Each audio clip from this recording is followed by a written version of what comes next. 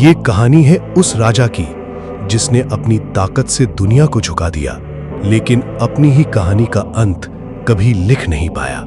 8वीं सदी का कश्मीर, ठंडी हवाओं, ऊंचे पहाड़ों और रहस्यमयी वादियों के बीच बसा एक विशाल साम्राज्य। यहीं से उभरा एक नाम, ललितादित्य मुक्तापीदा। एक ऐसा राजा जिसकी ताकत का अंदाजा लगाना भी आसान नहीं था। वो सिर्फ एक शासक नहीं था, वो एक विजेता था, एक सपना था, एक तूफान था।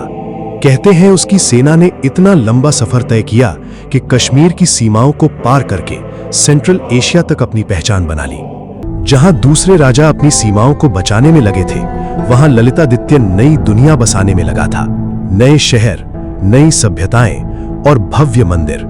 उन्हीं में से एक था मार्तंड सन टेम्पल, एक ऐसा मंदिर जिसकी भव्यता आज भी लोगों को हैरान कर देती है। सोचो, उस दौर में जब न आधुनिक मशीनें थीं न टेक्नोलॉजी, फिर भी इतनी महान रचना। लेकिन हर कहानी में एक मोड़ जरूर आता है, और इस कहानी का मोड़ इतिहास का सबसे बड़ा रहस्य बन गया। एक दिन ललितादित्य ने एक और अभियान पर निकलने का फैसला किया। एक और जीत, एक और सफर। वो अपनी विशाल सेना के साथ निकला, पहाड़ों से दूर, अनजानी धरती की ओर। लेकिन इस बार इतिहास ने करवट बदल ली।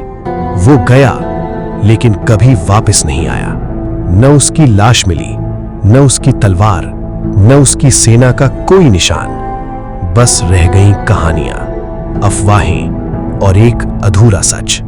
कुछ लोग कहते हैं वो बर्फीले तूफान में कहीं खो गया, कुछ कहते हैं उसके अपने ही लोगों ने उसे धोखा दिया, और कुछ मानते हैं एक ऐसा राजा जो पूरी दुनिया जीतना चाहता था, शायद उसी दुनिया के किसी कोने में हमेशा के लिए खो गया।